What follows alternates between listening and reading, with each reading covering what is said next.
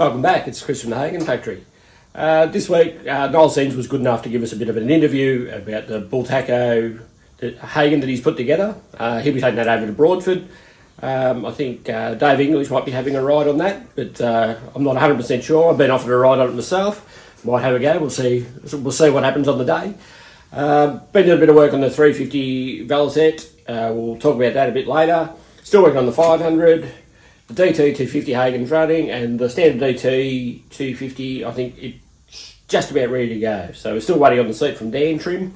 He said it'd be close at the end of the month, so he's still got plenty of time to get that done for us. But let's get on to the Sens interview.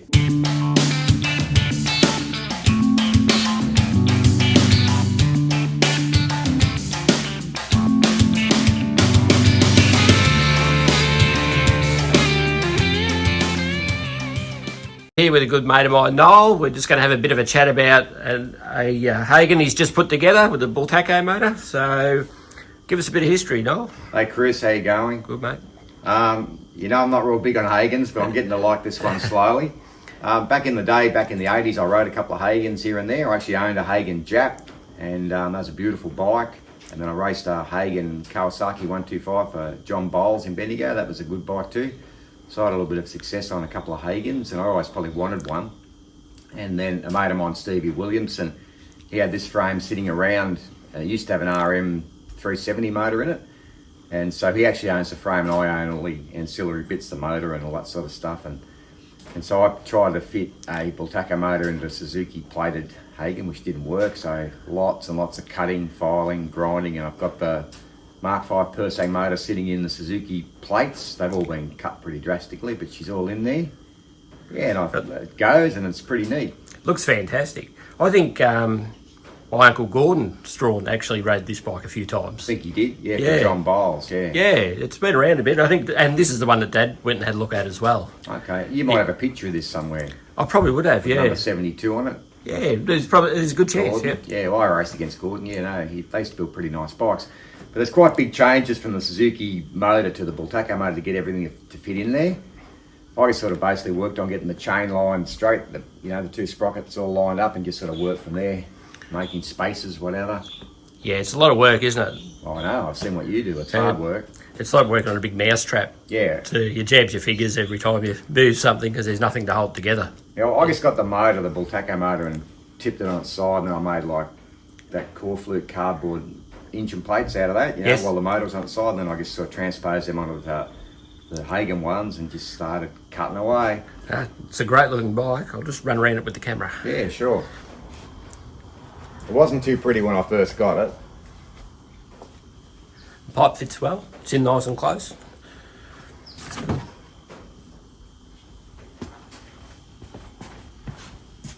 I've been getting a lot of comments, Chris, on the yellow guards. People aren't too keen on them. But the only reason I kept them was it's got yellow things on here on the fork gaiters, and I thought, well, why wouldn't you match those with the yellow guards? Exactly, that's the way it runs. The 350 Velo's got yellow guards, and the Weaslake, that's got full yellow guards as well. Yeah, well, I think they were made for the Unlimited class years ago, the yellow colours. Yeah, for sure.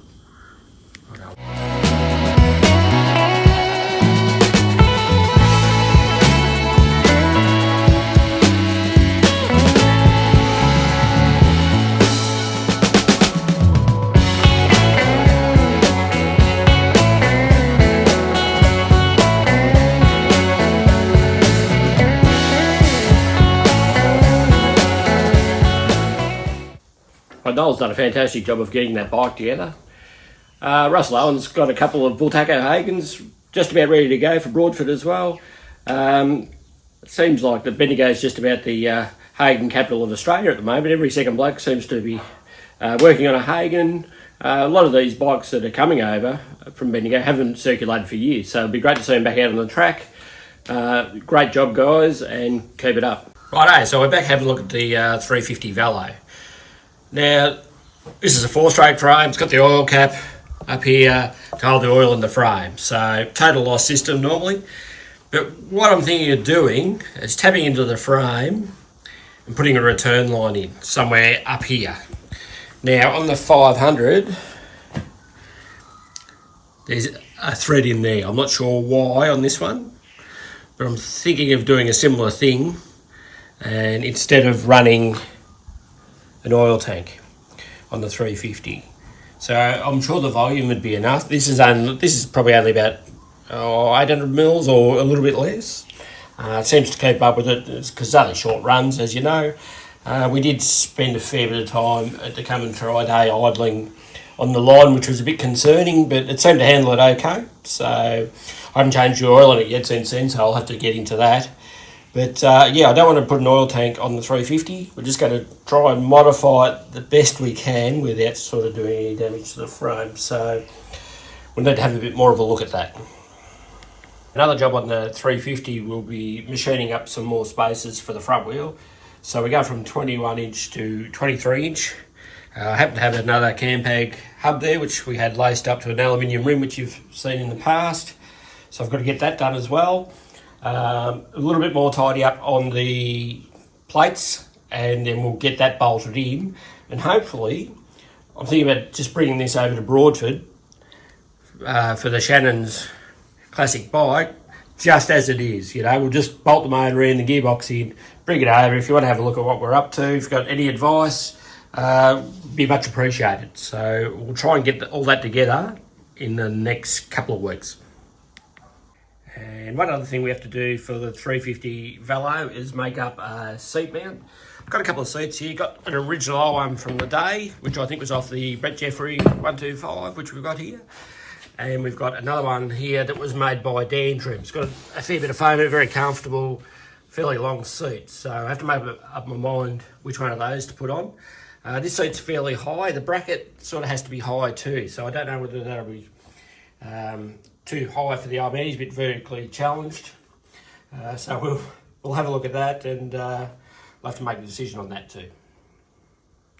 And I'm looking for a bit of information on this. It's a junior frame.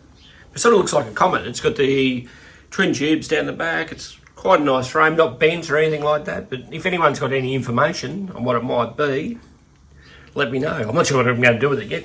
Might just put it into stock with the rest of the stuff, and might get around to it one day, might not. But if you have any ideas, send me a message. Beautiful. Thanks.